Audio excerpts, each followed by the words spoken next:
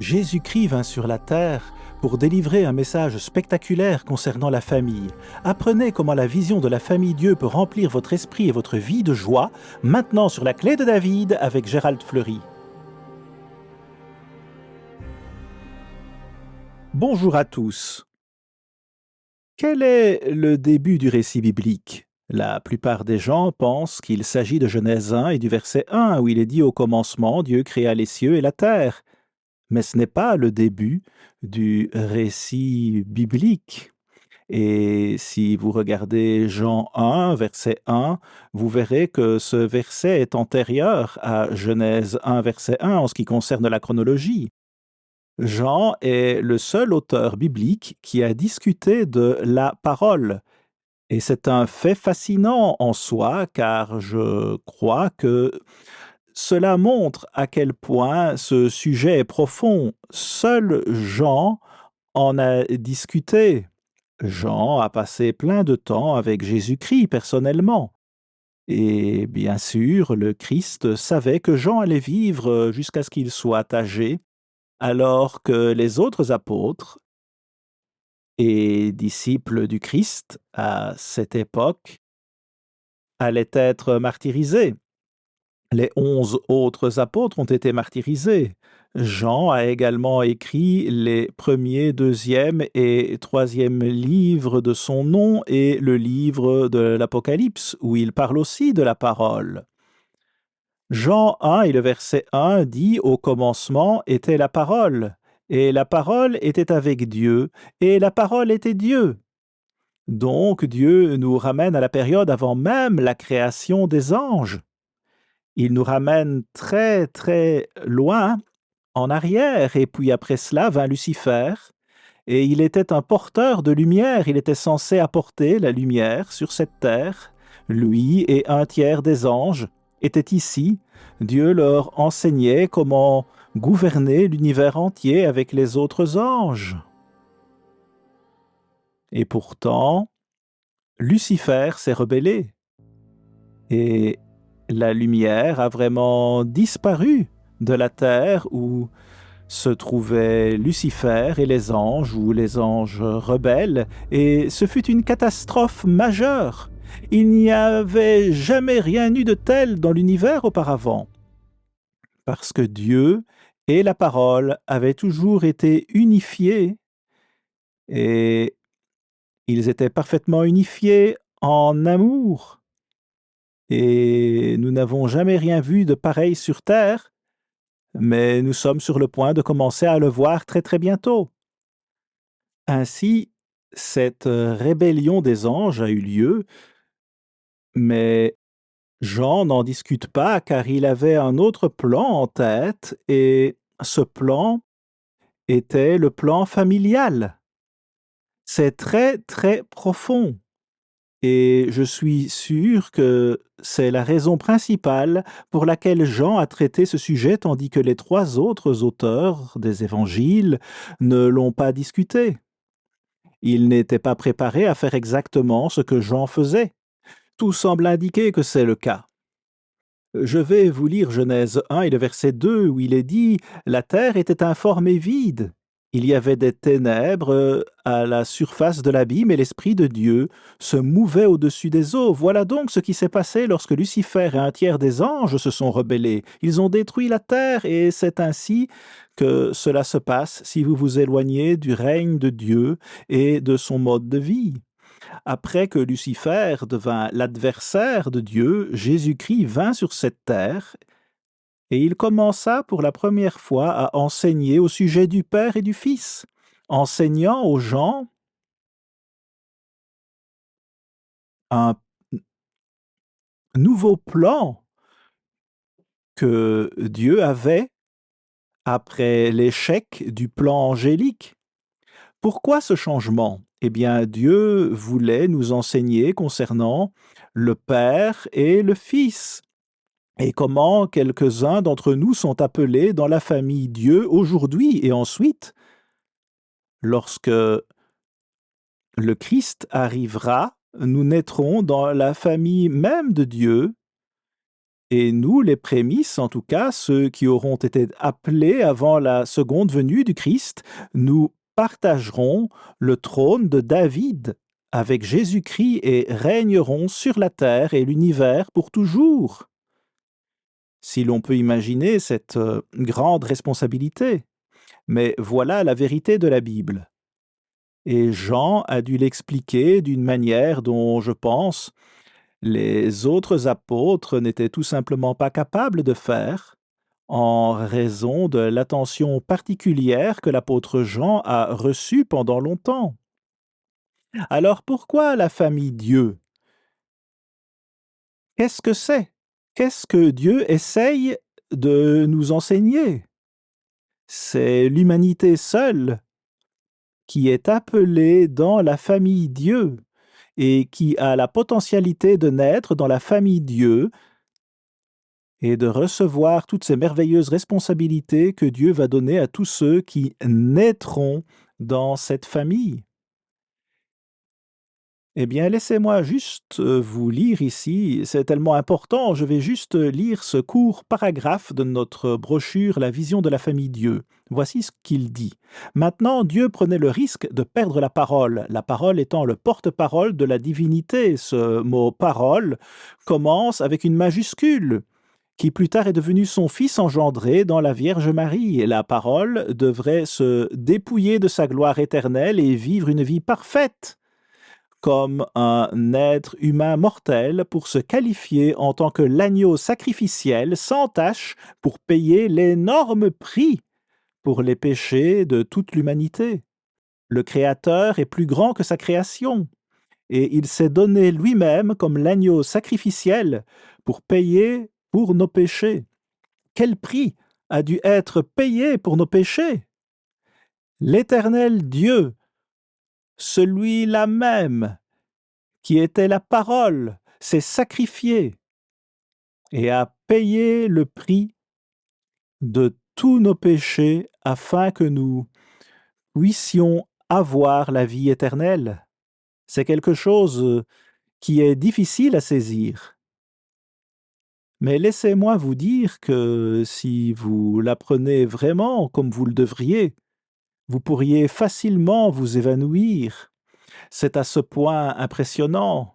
Et ce même Jean dit dans un autre endroit, dans 1 Jean 1 et verset 4, « Et nous vous écrivons ces choses afin que votre joie soit accomplie. » Dieu dit que si nous obtenons cette compréhension de la famille Dieu, comment un petit troupeau est appelé dans la famille avant le retour du Christ, et ils sont appelés les prémices. Mais Dieu dit, si vous comprenez cela, ceux qui ont été appelés dans cette compréhension aujourd'hui avant la seconde venue, Dieu dit que vous pouvez avoir une joie parfaite. Croyez-vous ce que dit Jésus-Christ? Nous désirons tous avoir la joie parfaite, n'est-ce pas? Et cela vient de la compréhension de la famille Dieu. Pourquoi la famille Dieu? C'est une compréhension vraiment monumentale que Dieu a donnée à son peuple. Cela vient simplement du fait d'être appelé aujourd'hui. Et puis plus tard, les gens naîtront dans la famille Dieu pour toujours. C'est une famille divine. Jésus-Christ est venu sur cette terre afin de rendre cela clair pour nous. Et je vais vous le montrer au fur et à mesure que nous avançons ici. Mais il y eut une grande catastrophe parce que, eh bien, quand les anges se sont rebellés, ce fut une grande catastrophe, mais cela a aussi ouvert quelque chose que nous n'aurions jamais vu autrement. C'est-à-dire que Dieu a ouvert la famille Dieu. Il a créé la famille Dieu. Et il l'a commencé ici dans Jean 1 et dans la suite de ce chapitre entier.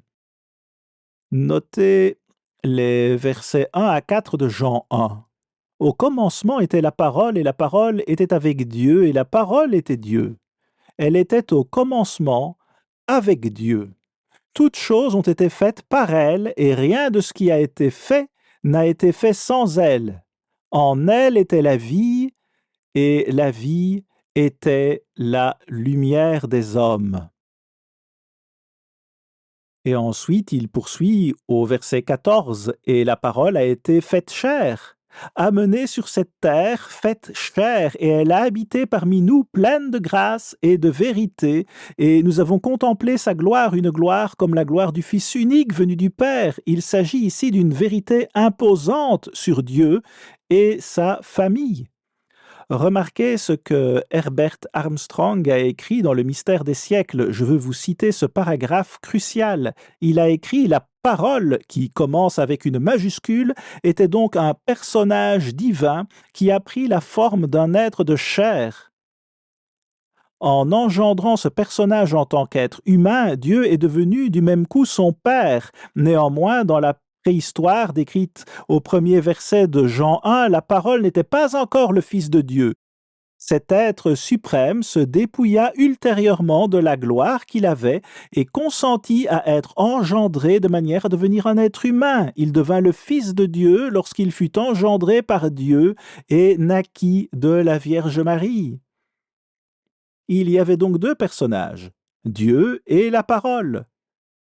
Dieu était le chef et la parole était le porte-parole de la divinité à partir du verset 1 du chapitre 1. Mais lorsqu'il est question de Dieu et de la parole au verset 1, il ne s'agit pas du Fils de Dieu. Il n'est pas encore le Fils de Dieu et le Père n'est pas encore le Père. Que faut-il pour créer cette famille? Remarquez le verset 3. Toutes choses ont été faites par elle et rien de ce qui a été fait n'a été fait sans elle. Les anges ne devaient plus être utilisés parce qu'ils n'étaient pas qualifiés pour régner sur l'univers. Et il dit ici que Dieu a fait toutes choses par Jésus-Christ. Et remarquez, je vais juste vous lire quelque chose ici dans Matthieu 19 et verset 4, une déclaration très importante sur Dieu qui a fait toutes choses. Et le fondement de tout cela ici dans Matthieu 19, commençant au verset 4, voici ce qu'il dit. Il répondit: N'avez-vous pas lu que le Créateur, au commencement, fit l'homme et la femme? Il a fait cela dès le début. Cette famille physique est un type de la famille spirituelle. Elle est, en soi, une création impressionnante. Le verset 5 est qu'il dit: C'est pourquoi l'homme quittera son père et sa mère, et s'attachera à sa femme, et les deux deviendront une seule chair.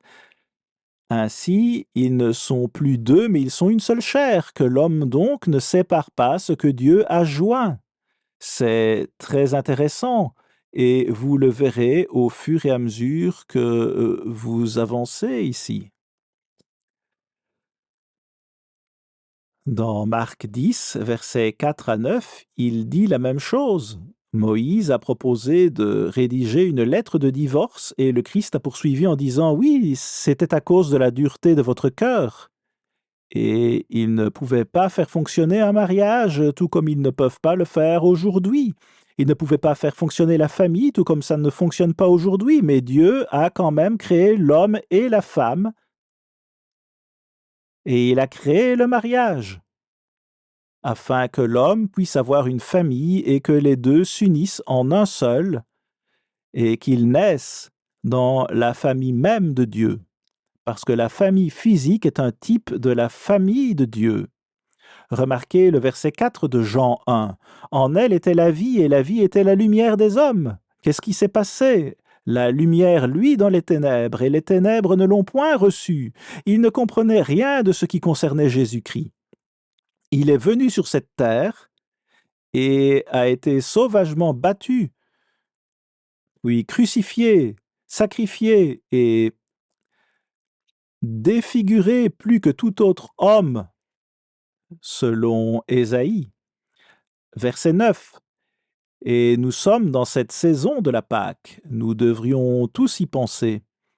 Jésus-Christ a donné son sang, il a versé son sang afin de payer pour nos péchés. Dieu dit que la Pâque est un moment où nous devrions penser au sang du Christ aujourd'hui. Pensez à ce sacrifice par lequel il a payé pour nos péchés, afin que nous puissions entrer dans la famille Dieu. C'est quelque chose que l'humanité ne comprend tout simplement pas. Et une fois que vous l'avez compris, c'est vraiment quelque chose qui peut vous faire vous évanouir d'étonnement. Le verset 9 dit « Cette lumière était la véritable lumière qui, en venant dans le monde, éclaire tout homme. » C'est la vraie lumière, là. Il n'y a pas d'autre lumière. Il n'y a que des ténèbres. Satan est le Dieu de ce monde. 2 Corinthiens 4 et le verset 4 le dit. Et le monde est plein de ténèbres parce que Satan, aujourd'hui, gouverne encore ce monde. Mais c'est sur le point de se terminer très bientôt. Remarquez les versets 10 à 12. Elle était dans le monde, et le monde a été fait par elle, et le monde ne l'a point connue. Elle est venue chez les siens, et les siens ne l'ont point reçue. Mais à tous ceux qui l'ont reçue, à ceux qui croient en son nom, elle a donné le pouvoir de devenir enfants de Dieu. Vous voyez, vous devez avoir le pouvoir de devenir un fils de Dieu. Il faut le Saint-Esprit de Dieu pour le faire. Mais nous avons été créés pour devenir les fils de Dieu pour toujours. C'est de cela qu'il s'agit dans ce chapitre. Et les hommes ne le comprennent tout simplement pas, parce que c'est si profond et qu'ils ne se soumettent pas assez à Dieu pour le comprendre. Mais oh, quelle compréhension impressionnante! Vous voyez, c'est un droit de naissance. Dieu nous le donne tout simplement, c'est un don, nous ne le gagnons pas. C'est un droit de naissance, nous avons le droit de naître dans la famille de Dieu à cause de ce don. Et c'est le plus grand, le plus merveilleux des dons que Dieu puisse vous faire. Et combien de personnes comprennent cela?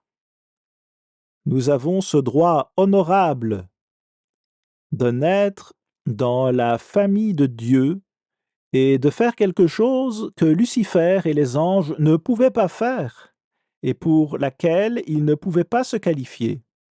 Nous sommes ici pour entrer dans la famille même de Dieu et régner sur le monde et l'univers pour toute l'éternité. Lorsque nous serons nés dans la famille de Dieu, c'est de cela qu'il s'agit. Pourquoi la famille Dieu? Oh, comme nous avons besoin de comprendre cela. Nous voulons avoir une joie parfaite. C'est la seule façon de la trouver. C'est ce que dit votre Bible. Et nous devons vraiment le comprendre.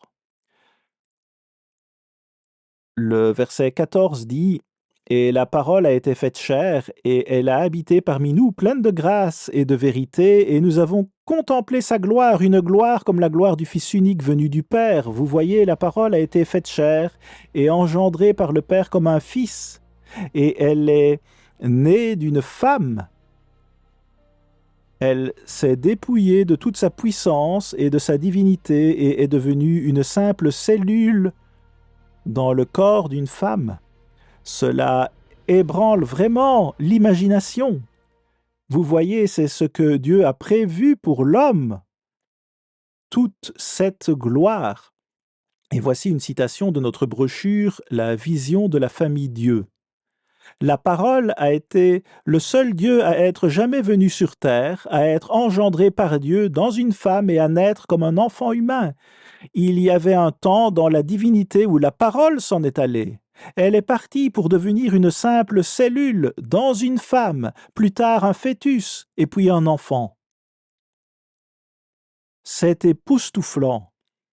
Quelle merveilleuse, merveilleuse vérité! C'est la vérité la plus merveilleuse de la Bible. Remarquez le verset 18, c'est le point central de tout le sujet. Personne n'a jamais vu Dieu, c'est Jean 1 et le verset 18. Personne n'a jamais vu Dieu, le Fils unique qui est dans le sein du Père, est celui qui l'a fait connaître. Eh bien, qu'en pensez-vous? Il a déclaré le Père. Il ne s'est pas déclaré lui-même. Cela ne tourne pas autour de lui, cela tourne autour du Père, et cela est tellement, tellement mal compris dans ce monde. Il a déclaré le Père. C'est le message à toute l'humanité. Et c'est le potentiel le plus merveilleux que vous puissiez imaginer. L'Église de Dieu aujourd'hui, 95% d'entre eux ne comprennent pas cela parce que dans Malachie 1 et verset 6, il est dit qu'ils n'honorent pas le Père.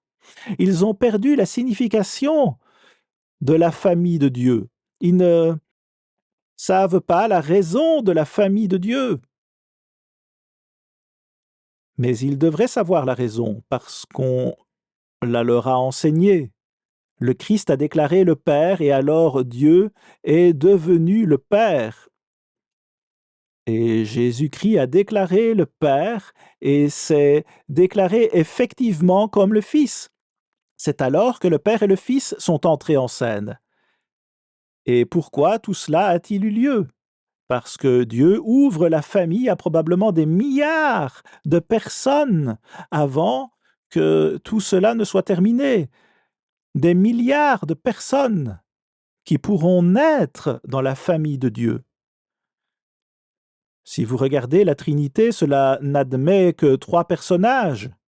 Mais Dieu dit, mais non, c'est le Père, le Fils et beaucoup de fils qui seront amenés à la gloire, selon Hébreux chapitre 2. De nombreux fils seront amenés à la gloire. Mais il n'y en a certainement pas beaucoup qui sont amenés à la gloire aujourd'hui. Seulement un petit troupeau. Mais c'est le début de la famille Dieu, ses prémices, ceux qui sont appelés avant la seconde venue de Jésus-Christ. Ils vont partager le trône avec Jésus-Christ et ils enseigneront le monde entier au sujet de la famille Dieu. Et pourquoi la famille de Dieu? Également. Et chaque famille a besoin de savoir quel est un type de cette famille de Dieu. Et elles ne le savent pas aujourd'hui. Dieu ne peut rien créer de plus grand que lui-même et il se recrée dans l'homme aujourd'hui. C'est tout simplement époustouflant. D'éminents psychologues affirment parfois que le rôle du père dans la famille n'est pas nécessaire. C'est une fausseté qui détruit la nation. C'est de cela qu'il s'agit. Jésus-Christ est venu sur cette terre pour déclarer le Père. C'est la seule façon pour nous de résoudre nos problèmes et de réaliser notre incroyable potentialité humaine. Tout cela, vous le voyez encore, est construit autour de la personne du Christ. Son vêtement a été trempé dans le sang. Il est venu sur cette terre et il a versé son sang. Dans Apocalypse 19 et les versets 11 à 13, il est question de la parole. Jean y fait référence. Son vêtement était trempé dans le sang. Il a donné sa vie, son sang, pour les gens de cette terre et tous les gens qui ont jamais vécu. C'est notre avenir, notre incroyable et merveilleux avenir donné par Dieu. Mais oh, quel prix a dû être payé pour nos péchés. Et quand nous péchons, c'est le prix à payer. Et nous ne devons jamais le prendre à la légère. Vous voyez, Jean nous a montré tout cela. Et il a dit, si vous faites simplement ce que je vous dis, cela vous donnera une joie parfaite. Si vous comprenez simplement la raison de la famille de Dieu, cela vous remplira de joie. C'est une promesse absolue de Dieu. Il n'y a pas de plus grande promesse dans la Bible. À la semaine prochaine, ici Gérald Fleury. Au revoir les amis.